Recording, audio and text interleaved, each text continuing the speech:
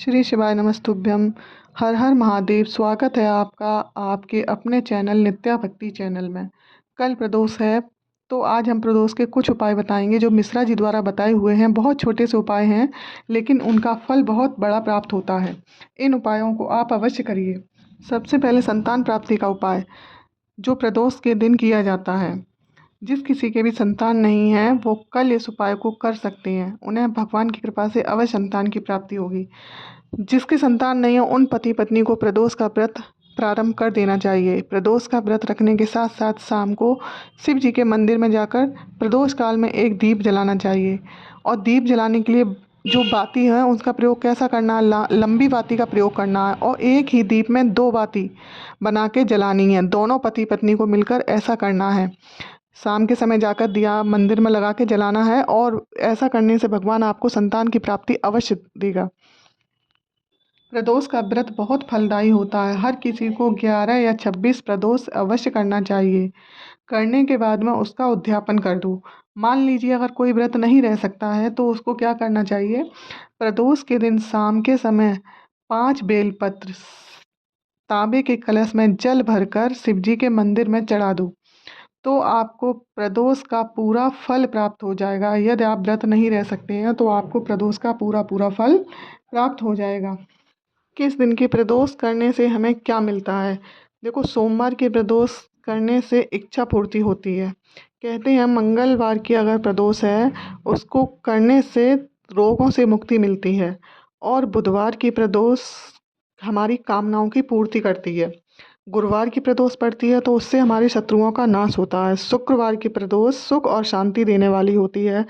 शनिवार की प्रदोष संतान का सुख देती है। रविवार की प्रदोष अचूक फल की प्राप्ति देती है। उसी प्रकार देखिए, जिस दिन की प्रदोष पड़ती है उस दिन देखो भगवान भोलेनाथ कहाँ निवास करते हैं। सोमवार की प्रदोष पड़ती है तो शिव कैलाश पर निवास करते हैं। मंगलवार की प्रदोष होती है तो शिव काशी में निवास करते हैं। बुधवार की जब प्रदोष पड़ती है तो कहते हैं भोले बाबा रजत भवन में निवास करते हैं। और गुरुवार की अगर प्रदोष पड़ती है तो गंगा स्थल पर निवास करते हैं।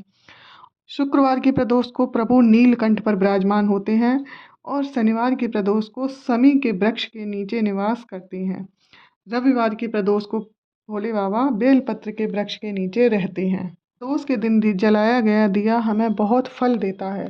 कहते हैं प्रदोष के दिन दीपक जो लगाया जाता है वह हमें 5 स्थानों पर फल देता है। अगर किसी को या उसके परिवार में किसी को काल सर्प दोष है तो आप सिर्फ प्रदोष काल के दिन एक दीप जलाइए जिससे आपका काल सर्प दूर हो जाएगा। पितृदोष नंबर 2 पे आता है। पितृदोष, अगर आपके पितृदोष है आपको आपके परिवार में तो पितृदोष दूर करने के लिए भी एक दिया जलाया जाता है।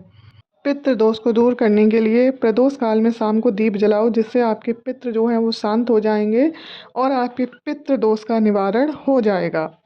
नंबर 3 पे आता है वास्तु दोष। जिसके यहाँ वास्तु दोष होता है, कोई बता देता है कि आपने इस चीज़ को इधर बनवा लिया, इसको उधर बनवाना चाहिए या उसको इधर बनवाना चाहिए, इस तरह बताता है तो उस दोष का भी निवारण केवल मात्र एक दीप जलाने से हो जाता है। चौथे नंबर पर है जैसे आपकी आमदनी कम है, खर्चा अधिक होता है। जैसे आपने 1 रुपया कमाया और आपके खर्च 10 हो रहे हैं व्यापार में या किसी चीज़ में आपको मुनाफा नहीं हो रहा है, नुकसान ही नुकसान हो रहा है। 1 दिन मुनाफा हुआ, 4 दिन नुकसान हुआ। उसके लिए भी हम तो कहते हैं आप प्रदोष काल में शाम के समय एक दीप शिव जी के मंदिर में अवश्य लगाइए, उससे आपको अवश्य फल मिलेगा। ये करके देखिए आप, इसमें कुछ नुकसान नहीं है। प्रदोष काल में लगाया गया दिया अवश्य ही फल देता है। 5वें नंबर पर दिया जो है रोग निवारण के लिए लगाया जाता है। यदि आपको बहुत बीमार रहते हैं, आपके घर में कोई व्यक्ति बीमार रहता है तो भी आपको प्रदोष काल में दीप जलाना चाहिए। कल प्रदोष काल में शिव जी के मंदिर में 1 लोटा जल, 5 बेलपत्र और एक दीप अवश्य जलाएं। वीडियो देखने के लिए आपका बहुत बहुत धन्यवाद।